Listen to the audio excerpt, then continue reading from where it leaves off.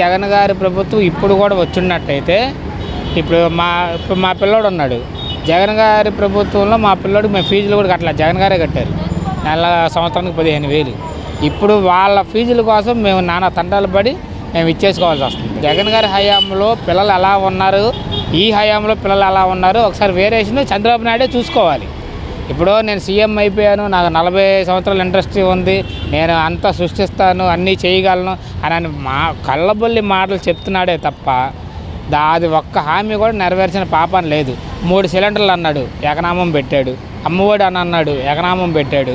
ఏంటి ఇప్పుడు రైతులకు సంబంధించి ఏదో రిలీజ్ చేస్తానని చెప్పి అది అందరూ రోడ్ల మీద ఈయన ఎప్పుడు వేస్తాలా అని చెప్పి బ్యాంకుల చుట్టూ తిరిగి కాళ్ళు అరిగిపోయేలా తిరుగుతున్నారు తప్ప చంద్రబాబు నాయుడు హయాంలో ఒక్క హామీ కూడా నెరవేర్చిన పాపం లేదు. అదే జగన్ గారు ఉన్నట్టయితే అసలు ఎవరు వెనక్కి తిరిగి చూసుకునే పని ఉండేది కాదు. అంటే ఈ పథకాలు అమలు చేయడానికి ఖజానా చూస్తేనే ఖాళీగా ఉంది, అందుకోసం అమలు చేయలేము, రాష్ట్ర ప్రజలు మొత్తం అర్థం చేసుకోవాలి. మరి జనాలను ఎందుకంటే మోసం చేయడం అంటే అధికారంలోకి రావడానికి నువ్వు అన్ని అబద్ధాలు నేను అది చేస్తా ఇది చేస్తానని చెప్పానంటే ప్రజలు నమ్మి ఓట్లు వేశారు. నమ్మి ఓట్లు వేసినందుకు న్యాయం చేయాలి కదా.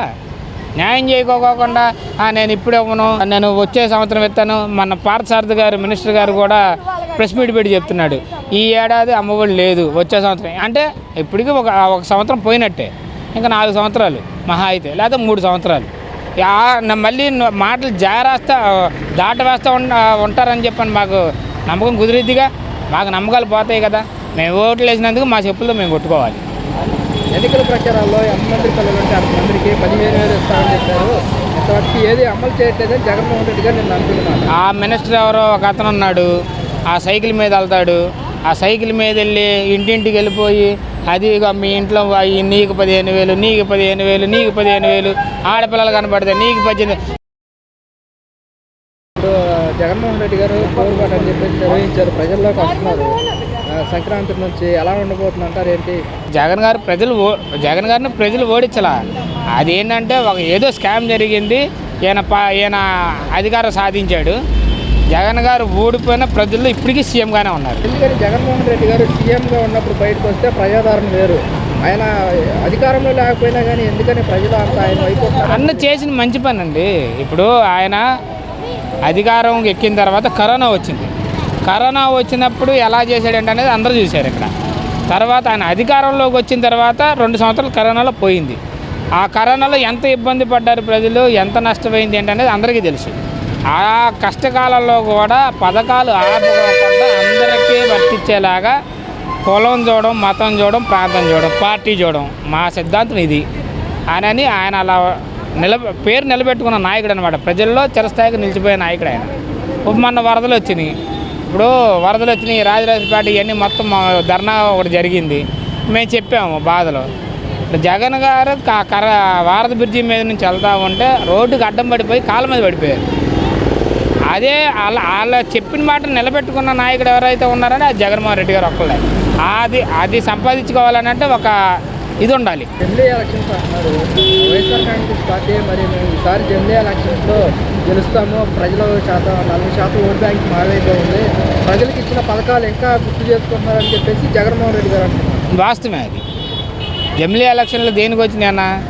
జమిలీ ఎలక్షన్లు పెట్టేది దేనికి పెడతారంటే ఒక నాయకుడు చేస్తారన్న పనులు చేయట్లేదు కాబట్టి ఏంటి దానికి ప్రజలు ఇబ్బంది పడుతున్నారు కాబట్టి మేము అదుగు చేస్తాం, ఇది చేస్తాం, అది చేస్తాం అని చెప్పని అంటున్నారు కాబట్టి అవి చేయట్లేదు కాబట్టి ప్రజల్లో నిరుత్సాహం ఎదురైపోయింది కాబట్టి వాళ్ళు ఎవరో పెద్దోళ్ళు పయ్యోళ్ళు ఏదో ఒకటి ఇచ్చేసి ఉంటారు.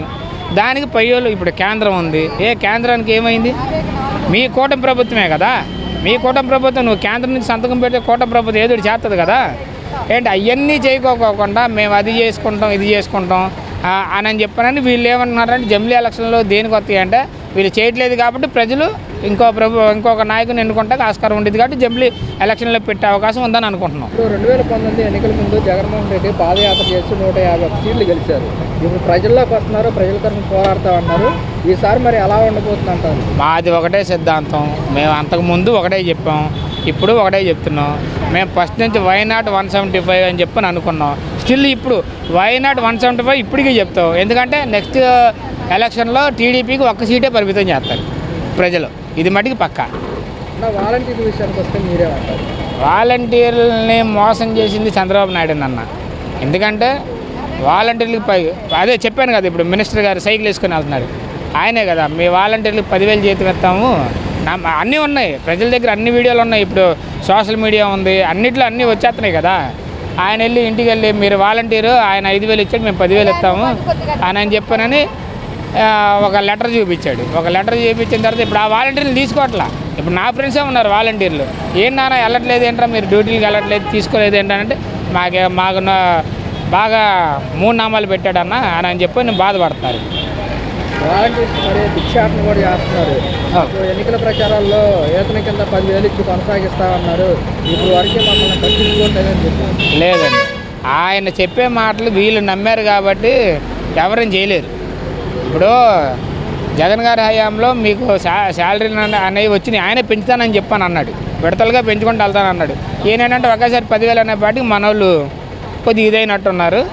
అదేంటంటే చేసే నాయకుడినే నమ్మాలి కానీ అబద్ధాలు చెప్పే నాయకుడిని అస్సలు నమ్మకూడదు.